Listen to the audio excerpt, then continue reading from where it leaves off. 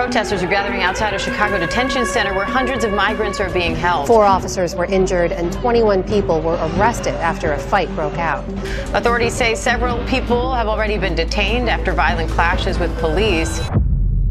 Chicago became the scene of one of the most violent confrontations in years when ICE officers suddenly found themselves surrounded and overwhelmed. Early Tuesday morning, agents from Immigration and Customs Enforcement and the Department of Homeland Security (DHS) entered the Little Village neighborhood with warrants for several felons tied to a cartel-linked fugitive network. But before they could even approach the targets, news of their presence spread rapidly. Within minutes, crowds surged into the streets, shouting, throwing objects, and blocking every vehicle from moving in or out. What began as a lawful enforcement operation instantly erupted into a mob-style clash, leaving federal agents trapped inside a sanctuary jurisdiction.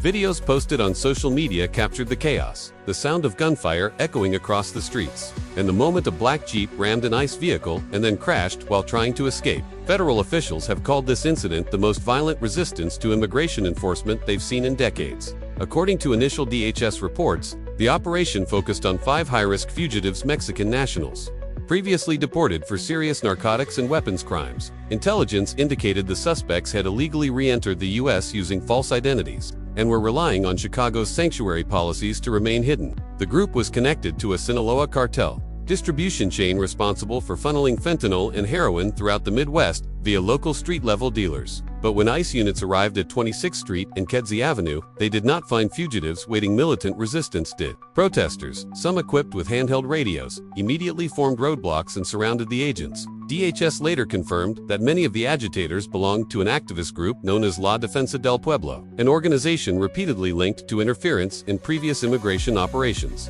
As tensions rose, the situation rapidly spiraled. Federal vehicles were rammed and agents were struck with bricks, bottles, and pepper spray. At least one gunman opened fire from the black Jeep that charged toward the convoy. Chicago police units arrived shortly after, but by then, ICE officers had already been forced into defensive positions, returning limited fire while urgently calling for tactical backup. In under 3 minutes, a warrant service had transformed into a war zone. One agent described the scene: "We were outnumbered, outflanked, and outgunned in the middle of a sanctuary city." The confrontation represents a major turning point in the ongoing standoff between federal immigration authorities and sanctuary state policies, which critics argue shield violent repeat offenders from accountability. Federal officials emphasized that what shocked them most was not the resistance, but the coordination. DHS sources reported that encrypted messaging channels and live alerts were warning fugitives of ICE's presence in real time, strongly suggesting deliberate obstruction by outside organizers. This was not spontaneous outrage. One official stated, "It was a planned ambush." As Operation Sanctuary Break hit its breaking point, full-scale chaos took over the streets. When ICE convoys attempted to reposition along West 26th Street, they were met by a highly organized crowd, hundreds of masked individuals waving flags and chanting anti-enforcement slogans. The lead unit was trapped when a black Jeep Cherokee accelerated toward them, with the driver shouting, "You're not taking anyone." Before slamming into an ICE transport van, agents narrowly avoided serious injury. Seconds later, gunfire erupted. Federal reports confirmed that at least 9 rounds struck ICE and DHS vehicles. Agents returned limited suppressive fire while calling for reinforcements. One officer was hit by flying debris but survived without major injuries. The gunman fled the scene but crashed 2 blocks away and was arrested after a short foot chase. Authorities later identified him as a previously deported Mexican national with multiple felony drug and firearm convictions. According to agents, he wasn't acting alone. Protesters hurled bricks, paint cans, and glass bottles from rooftops and alleyways. A cloud of pepper spray and tear gas spread through the streets as federal teams struggled to maintain control.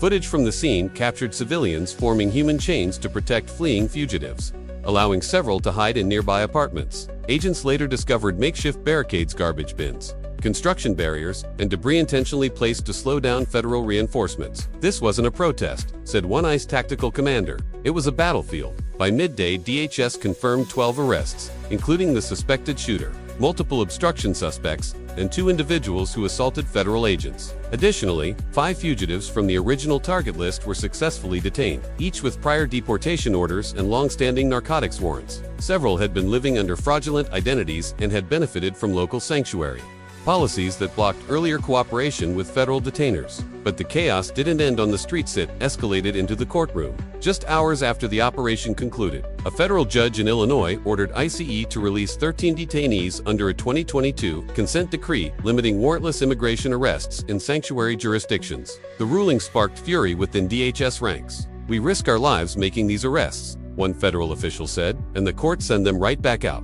Legal analysts warned that the consent decree, originally designed to protect civil rights, has now created dangerous loopholes that allow violent repeat offenders to walk free. Officials cautioned that more than 600 detainees across Illinois may soon qualify for release under similar technicalities, a move that would effectively cripple federal enforcement across entire regions of the state. The political fallout erupted instantly. Illinois Governor J.B. Pritzker publicly aligned himself with activists, condemning what he called excessive federal aggression and promising to defend the state's sanctuary protections. That statement triggered fierce backlash from federal agencies. ICE leadership denounced the governor's response as nothing less than an open invitation to organized lawlessness. In a sharply worded statement, the Department of Justice emphasized that federal law supersedes all local sanctuary ordinances, and that interference with federal agents remains a felony offense. Behind closed doors, DHS officials described Chicago as the most hostile and difficult enforcement environment in the nation. One agent summarized the growing frustration bluntly: "They've turned law enforcement into the enemy, and the criminals into martyrs." As order was slowly restored, the attack was no longer viewed simply as a riot, but as a coordinated assault on federal authority. Homeland Security Secretary Alejandro Mayorkas was briefed within hours, while federal prosecutors began drafting civil disorder and conspiracy charges against individuals identified through crowd and street footage. ICE command vowed a swift and uncompromising response. Their message to offenders was unmistakable: "You can block the streets, you can shout, you can throw bottles, but you cannot stop federal law." In the following days, investigators pieced together a more disturbing picture of what unfolded in Little Village. Body camera footage revealed that several activists had deliberately positioned women and children between ICE agents and the suspects, using families as human shields to obstruct the operation. Agents described shocking scenes: mothers holding toddlers in front of doorways, while targeted fugitives slipped through back exits. "They call it protection," one ICE officer said, "but it's obstruction. They used innocent lives to cover for criminals." DHS confirmed that this footage will be submitted as evidence in an upcoming federal obstruction and endangerment case against multiple activists believed to have orchestrated the interference. Officials stressed that the tactic was not accidental, it was intentional, timed to provoke media outrage and create chaos during a live enforcement operation. But the violence in the streets exposed an even larger crisis festering beneath Chicago's sanctuary framework. Federal analysts revealed that sanctuary protections have turned the city into a magnet for international fugitives, not simply undocumented families seeking refuge. Over the past 18 months, more than 3,000 foreign nationals with prior deportation orders or criminal histories have resettled in Cook County, many under government-funded housing, legal aid, and healthcare programs. ICE reported that nearly 40% of those rearrested in the area carried active warrants for violent crimes, including drug trafficking, aggravated assault, and weapons violations. Due to the state's Don't Cooperate mandate, local jails no longer alert ICE when such offenders are released. "They walk out the front door," a DHS official said, "and the next day we're back hunting them down until someone gets hurt." Federal economists added yet another layer to the growing controversy: cost. Sanctuary-related spending in Illinois surpassed $1.2 billion last year, including housing, legal aid, and welfare support for undocumented migrants. Homeland Security analysts warned that these benefits, coupled with known enforcement policies, have created a pull factor, attracting criminal migrants from over a dozen countries including Russia, Central America, and East Asia.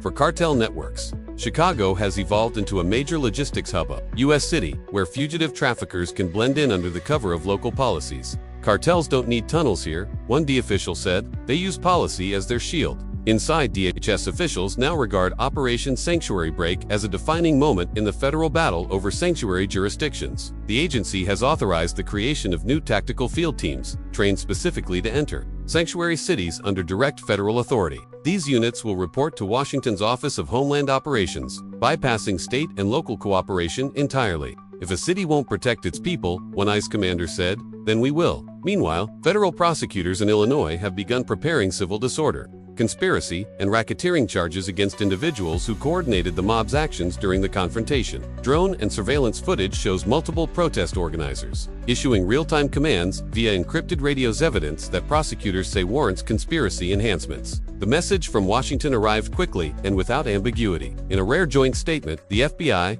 ICE, and DHS declared the Little Village riot an act of organized resistance to federal law. The agencies warned that future assaults on immigration officers will be prosecuted at federal terrorism levels. Within 24 hours of the attack, ICE deployed reinforcements under the renewed banner of Operation Sanctuary Break, launching expanded raids across Cicero, Berwyn, and Aurora to pursue suspects connected to the mob and their criminal protectors. This is no longer about immigration, one senior federal official said. This is about national sovereignty and the rule of law. As armored federal convoys rolled out of Chicago that night, the final message from command was clear and unwavering. You can hide behind crowds, you can hide behind cars, you can hide behind politics, but you cannot hide from federal law.